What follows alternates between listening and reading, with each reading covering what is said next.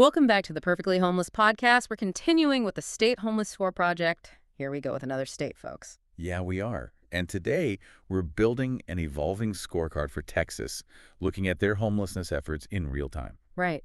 And for you listening or watching at home, our mission today is to really map out the lived reality on the ground in the Lone Star State. And remember, the final score won't be revealed until the very end. Exactly. Yeah. You really need to follow this journey with us step by step because the grades are going to shift and react to the systems we evaluate as we go. Yeah, and before we even start grading, just consider this. In certain parts of Texas right now, simply owning a cardboard box full of blankets could legally result in your life's possessions being crushed in a municipal dump truck. It's intense. It really is. Huh. So today we're looking at how a state balances massive world-class local outreach efforts with, well, state-level laws that literally threaten to bankrupt local cities if they don't arrest people for sleeping outside. All right, because Texas is a massive state. And it's defined by these highly complex, often contradictory systems. Yeah. So to give you a sense of the sheer scale we're dealing with, let's look at the 2024 data. On any given night, 27,987 residents in Texas experience homelessness. Wow. Yeah, and that's an 18.2% increase since 2015. But crucially, a staggering 44% of those individuals are living entirely unsheltered. Wait, almost half are completely unsheltered. Yes. That means they're out in the elements, in tents, in cars, or just on the pavement. That is, when you look at the systemic flow of people entering and exiting this crisis, the math just doesn't work because last year over 102,000 Texans entered homelessness. Right. But in that same time frame, only 16,049 were permanently housed. It's a profound systemic bottleneck. The system is trying to process people, but the intake vastly outpaces the output. It's kind of like setting up a bucket to catch a leak, but the roof just caved in. The sheer volume completely overwhelms the infrastructure. It does. Though I do want to note one unique tool Texas has that caught my eye. It's called the Ending Homelessness Fund. Oh, right, the vehicle registration one. Exactly. It's fueled entirely by voluntary citizen contributions. When you register your car in Texas, you can check a box to donate. And since 2017, everyday Texans have chipped in over $1.7 million to fund municipal grants. Which is great. It shows a real appetite from the public to fix this. Yeah, it really does. But to understand why the system is, taking on water so rapidly in the first place, we have to look at category 1, which is housing affordability. We need to see how people are losing their homes before they ever hit the streets. Right, the root cause. Exactly. And the lived reality of the affordability crisis in Texas right now is severe. Let's take San Antonio. Rent for 1- and 2-bedroom apartments spiked nearly 15% between 2020 and 2024. Wait, 15% in just a few years? Wages certainly aren't jumping 15% across the board. What was the specific trigger for that kind of sudden spike in Texas? It was a perfect storm, really. The pandemic-era eviction protections vanished entirely, which created this massive backlog of evictions that just crashed down onto the courts all at once. Oh, wow. Yeah, and simultaneously, Texas saw a huge influx of out-of-state migration that drove up demand, while localized property taxes skyrocketed. And landlords just passed those costs directly to tenants. And when a family gets priced out by that kind of market shock, they inevitably turn to the local government for help, right? They apply for housing vouchers. But what happens when that safety net is also overwhelmed? Well, you get the situation we saw in Houston. There were 28,000 families stuck on a wait list for housing choice vouchers. 28,000, that's a whole town. It is. These are federal programs that subsidize rent for low-income families. Now, that's an incredibly long wait list, obviously. But the truly devastating detail is what happened to the 900 families who finally fought their way to the very top of that list. Okay, I remember reading this. Yeah. Due to sudden local budget cuts, those 900 vouchers were rescinded. I need to stop you there because this just blew my mind in the research. These are federal vouchers funded by the national government. How does a local city budget suddenly void a federal promise? Especially when some of these families had already signed leases. Comes down to administration mechanics. Yeah. The federal government provides the money for the rent, but local housing authorities require operational budgets to actually, staff the offices, inspect the apartments, process the paperwork. Right. So when the local administrative budget collapsed, they literally didn't have the manpower to finalize the vouchers. Oh, man. Families who had found an apartment, signed a legal lease, and were days away from moving in watched their long-awaited homes slip right through their fingers.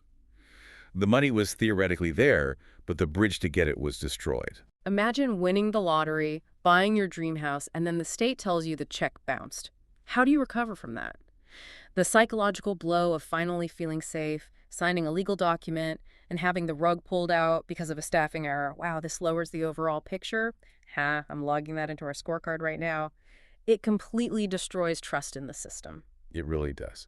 And once that voucher falls through and the eviction goes forward, that family is facing the street tonight. Which brings us to category 2, shelter access. Their only stopgap is the emergency shelter system. Right, because the public assumption is always, well, why don't they just go to a shelter? Right, if only it were that simple. In Houston, the emergency shelter beds are completely full, and they have been for years.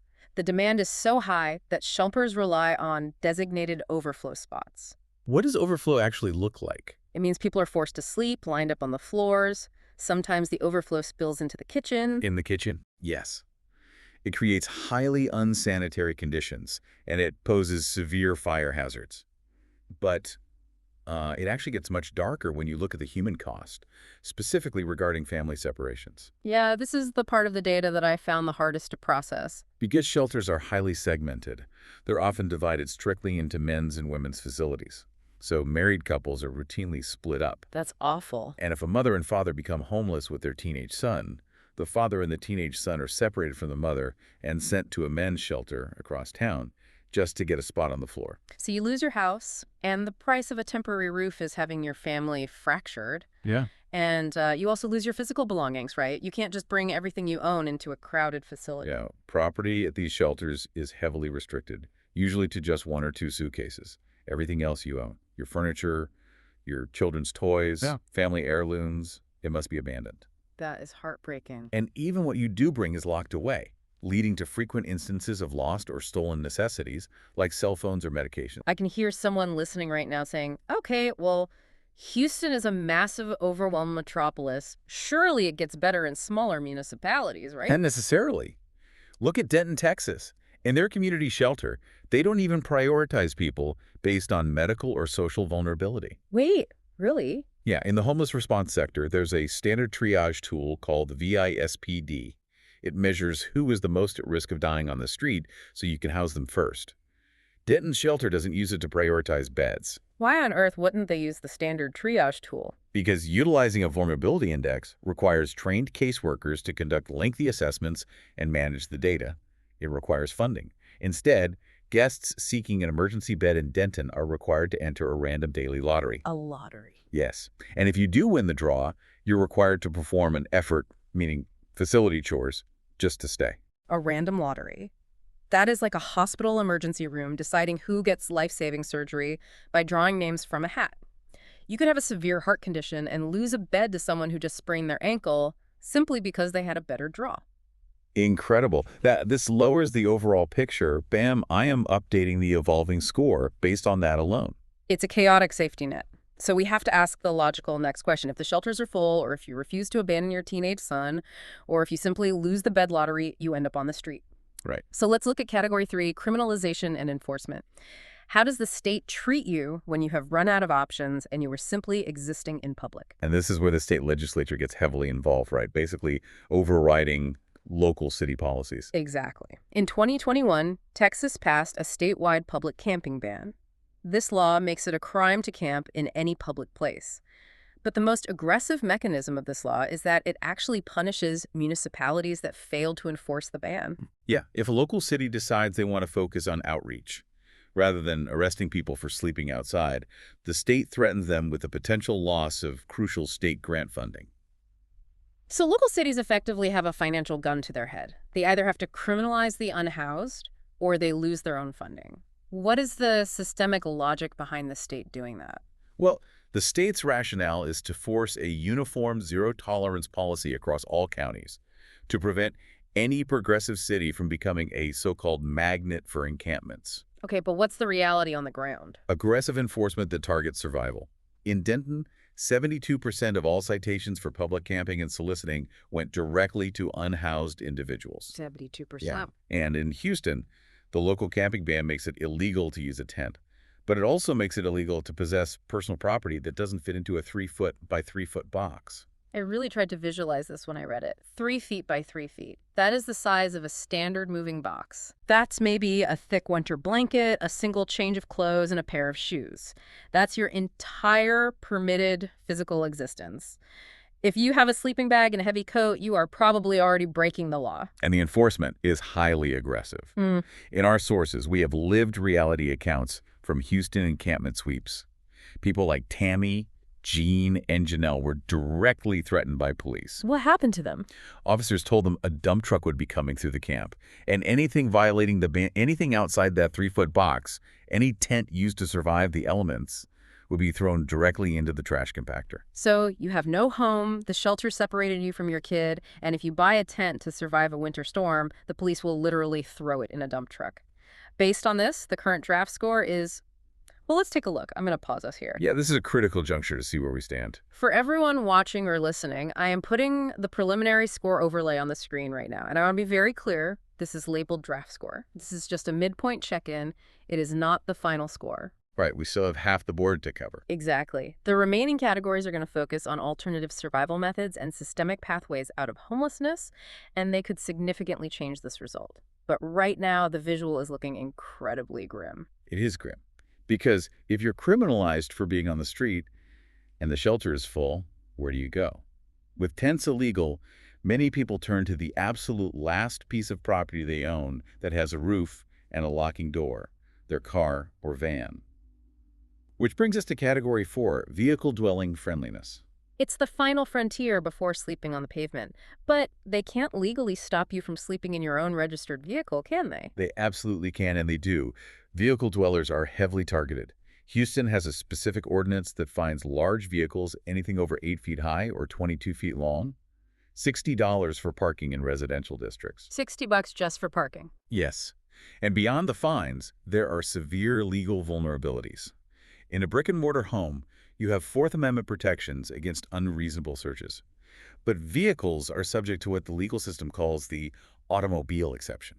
Right, because historically, a car can drive away and destroy evidence, so police don't always need a warrant to search it during a traffic stop. Exactly. But for a vehicle dweller, a knock on the window doesn't mean a traffic stop. It means their entire home can be searched. Wow. Their daily medications, sensitive financial documents, chests of food, all of it can be rifled through under the guise of this exception. People try to survive through tactics like mooch docking. Mooch docking, like driveway surfing. Yeah, parking at a friend or family member's house with permission. But 50% of surveyed cities nationwide restrict vehicle living, and the 2021 statewide camping ban we just discussed. It can easily be applied to people sleeping in their cars on public streets. If you can't be in a shelter, you can't be in a tent, you can't sleep in your van, I mean, where exactly does the state expect you to physically exist? Are you just supposed to pace the sidewalks for 24 hours a day? Wow, this shifts the score? The constant pressure on the individual is just immense. It's a strategy of displacement, really, just pushing people out of sight. But we have to look at the other side of the coin now with Category 5, Outreach and Social Services. We've seen the enforcement side. Let's look at the helping hand.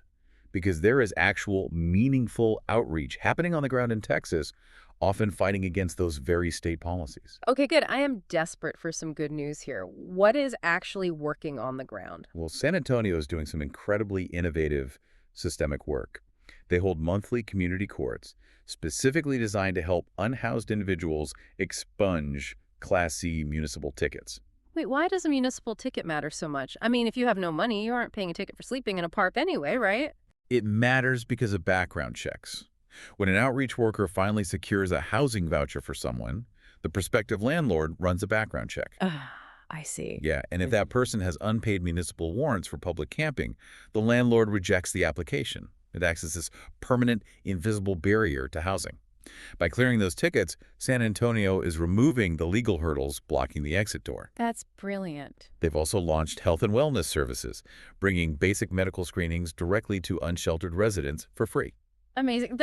This raises the overall picture. It's treating the human being and recognizing the systemic hurdles rather than just policing the physical space. However, we always have to balance that local innovation with the sheer scale of the challenge. In Houston, there's highly active outreach, But the 2025 point-in-time count revealed a very troubling statistic. 51.5% of unsheltered folks had absolutely no record in the Homeless Management Information System, or HMIS. I want to make sure I understand the gravity of that. HMIS is the federal database service providers use to track who needs help, right? If more than half the people on the street aren't in the database, what does that actually mean for funding? It's devastating for funding. HMIS data is what local and federal governments use to allocate resources. If you aren't in the database, the budget algorithms literally do not believe you exist. It's like trying to map the spread of a pandemic, but you're only testing half the population. The state looks at the map, sees no cases in certain areas, and sends the medical supplies somewhere else entirely. Exactly. The funding never reaches the streets where it's actually needed. Furthermore, 56% of unhoused people report severe mental health conditions. Right. You can't just hand a set of apartment keys to someone battling severe paranoia or schizophrenia to walk away. They require highly integrated care built directly into their housing. Outreach teams are doing incredible work, but they're fighting an uphill battle against data invisibility and complex medical needs. Which brings us to the ultimate question. Category 6, pathways to permanent housing. Outreach is a bridge.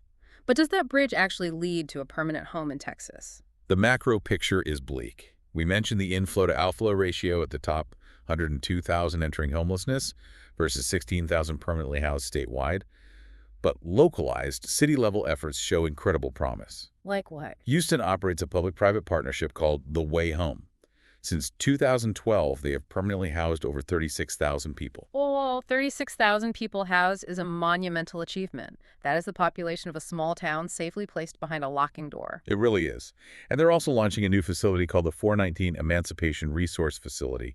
It acts as a centralized triage and transition hub, which stops people from bouncing blindly between different nonprofits. That coordination is key. What about San Antonio? San Antonio is making massive financial commitments. They recently passed a historic $150 million housing bond.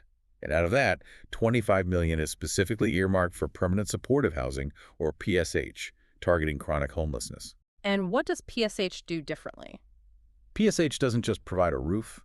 It couples the apartment with on-site medical and mental health care professionals. And here's a through line for you listening at home. When communities actually fund supportive housing rather than handcuffs, the chronic numbers drop. You cannot arrest away the lack of affordable housing stock. I am dynamically updating the score one last time based on those massive local investments before we do the final tally. The contrast between state policy and local city action in Texas couldn't be sharper. All right, let's bring it all together for the final summary. Looking at the major strengths of Texas, the state relies heavily on brilliant local municipal innovation. You have San Antonio's community courts clearing legal hurdles, you have massive localized housing bonds building actual supportive units, and you have that unique citizen-funded Ending Homelessness Fund proving that everyday Texans want to solve this. Right.